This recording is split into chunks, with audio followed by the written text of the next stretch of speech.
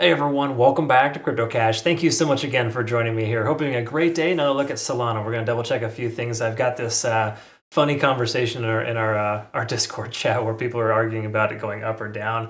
We're going to try to figure out which way it's going to go. Of course, we never truly know, but I can tell you there's a lot of bullish convergences here, and it doesn't make a ton of sense to want to try to short into that. While Solana did pull back, as majority of altcoins did, that's pretty much the case. Bitcoin surged. We've got a good extra, few $billion in liquidation that occurred with Bitcoin. If we take a look here, we see $1.2 billion injected into Bitcoin futures in less than 10 minutes, right? That's pretty solid. That helped our 34% profit target get achieved there for Bitcoin. Obviously, SUI and Cardano from yesterday.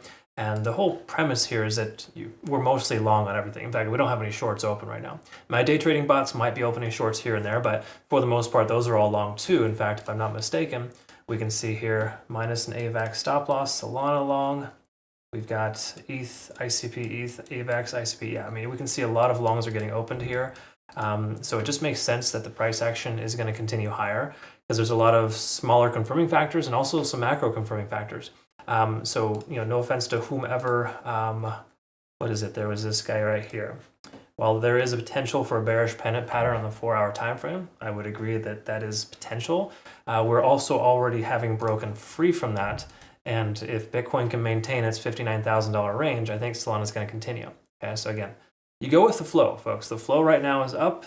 Nothing's been broken until we break this ascending trend line at the very least. We got to presume the price will continue higher. Okay, so that's kind of where we're at there. So let's take a look at the daily, work our way down, see what's going on, and kind of go from there. So with SMAs, we can recognize that we're not out of the woods yet. So again, the macro is not truly bullish, but we're breaking bullish. We've got, first of all, a bullish engulfing candle from yesterday that closed above the resistance level at 135.50.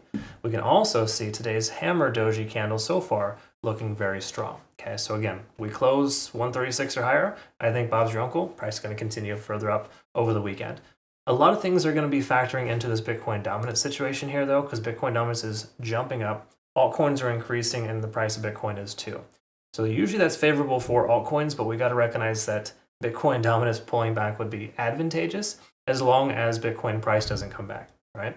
And obviously, I know that factors a lot of different things, just kind of throwing it out there, letting you know that this is mostly positive, but we want Bitcoin dominance to top out sometime soon because it is crazy how high that percentage is. Anyways, having said that, altcoins, we'll talk about that later. We probably want to wait until today's candlestick closes first to really identify that. And I know you're probably rolling your eyes. Damn it, this guy keeps telling me to be patient. I'm so sick and tired of it. I keep missing so many opportunities. Yeah, that's how it works, folks. You better get used to it because honestly, good traders are going to miss tons of opportunities. You're going to find the right one though, okay? Again, you don't want to just take a bunch of trades and just keep breaking even. You want to take a few good trades and those might be worth waiting for, all right? So I'm not saying you want to sleep on Solana. I'm just saying in general, right now, it doesn't make a ton of sense to just jump into a short because the price is overextended. Bitcoin is showing a lot of strength, and with that extra volume flowing in, it's a big deal. Taking a look here, if we can see stochastic is topping out. This is usually the first sign letting us know we're hitting our tentative top. While this could be a potential reality, because I mean, if we look at the previous time frame when that happened, we can see Solana took a big nosedive after we had this stochastic divergence, right? But again, it doesn't always work out that way, and I don't feel like we're going to see that just yet. Once more, mainly because we're breaking free from some moving averages here on the smaller time frames, but also tentatively above the 20.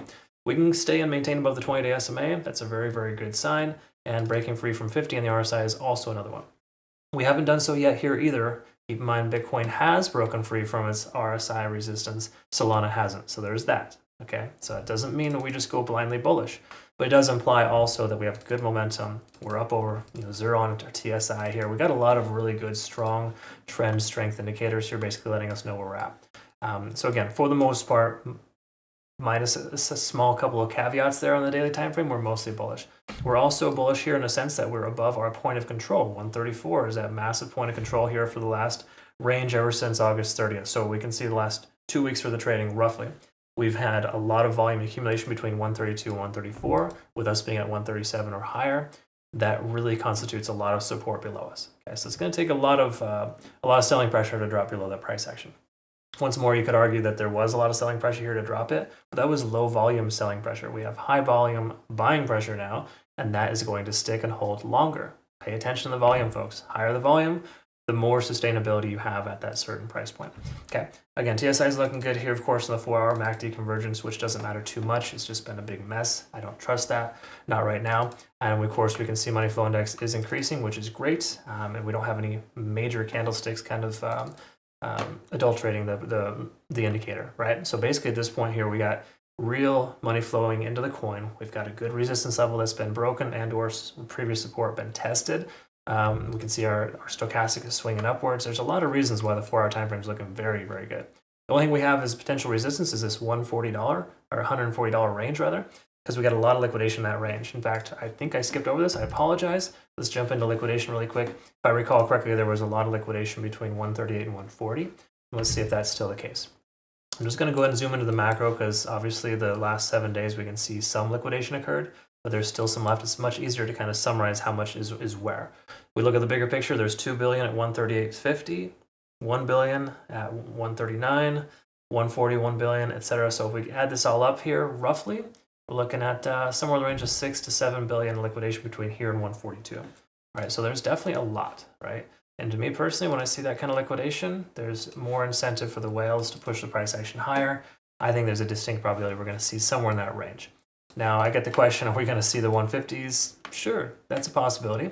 But we got to build this base here, which we have, right? We got a decent amount of volume. But there's no doubt that we got some resistance above us. This 144 here is that bigger point of control, if you will, because there's been a lot more average volume in that range than the current, right? So while we got some support down here, that's great. This is where we need to really get through it in order to excel. So if you're going to secure some profit, 143 would be an appropriate consideration. Don't get greedy and be like, going to the 150s or 160s just yet. We got to bridge that gap later. I think that's a possibility, but it's not a probability right now, okay? Once more, we got to get through a lot. If Bitcoin pulls back, you got to recognize Solana will pull back too with it, right? At this point, though, Bitcoin makes no sense for Bitcoin to retrace significantly. I think there is a small amount of reasons for it too, but I don't think that's a distinct probability at this point. Take a look here at just quickly note the 1-hour time frame, Ichimoku cloud. Here we go. Let's confirm this here. Now, again, we've been fairly range bound in a sense where the price keeps wavering. So the Ichimoku cloud gives a lot of false positives in that time frame. But now that we've broken free, we can recognize that we are in a good shape here with lag and span being free and clear. Conversion line is right there at the baseline, letting us know we have momentum, but it's not like a strong buy signal, but we are over the cloud here. Okay, so that really just implies that we got a ton of support here once more at the 135.50. We close above that here today. We would have 2 green candles closing above that resistance. That would give us some solid support and more likelihood of further upside. Keep in mind, weekends are manipulated and they're very weird with the volume being lower in most cases. So taking a long on Solana into the weekend may not be the strongest thing. I would also say the same about a short too. You don't want to short right now because there's not a lot of reason for it. However, there is a fair value gap below the price action. Price moved up pretty fast. That could get filled. So we might see a wick down before it legs up again. But the truth is, majority of things are pointing up right now. So that's just what we want to go on. And if the price pulls back and it happens to be that way, that does occur sometimes. But once more, statistically, we're more probable to see success to the upside than the downside. Just don't get greedy with your longs. If you're going to take a long, again, secure profit between 138 and 143. I would say that's probably the best bet. Maybe even 141 and 142 to keep it safe, because that 143, while that's a macro point of control, like a resistance range, a lot of times price will reject before you get to that level first. So just some things to kind of think about. So again, I'll post our playout chart here in our Twitter, Telegram, and Discord as per usual. If you're not familiar, it looks a little something like this here. And again, Bitcoin still has 50 billion liquidation between now and 60.5. So just know that golden pocket will work as a resistance likely, but there's more likelihood we're going to see that tested too. So shorting Bitcoin, I think, is a very, very foolhardy thing to do right now. Again, just based on simple volume and macro greed, right? That's just kind of how it boils down to. All right. Last thing too, I forgot to mention this. BTCC folks, check them out. They're awesome. Links down below for them. They have a deposit bonus right now for our community, so check that out. I'm only recommending them because I want more KYC and no VPN option for my community members. And I always recommend day trading and swing trading in separate portfolios. And this would be your opportunity because Bitunix is generally our swing trading portfolio. Maybe consider them for day trading or vice versa. All right. Thanks again so much for your time, folks. We'll see you in the next one. Have a great rest of your day. Take care.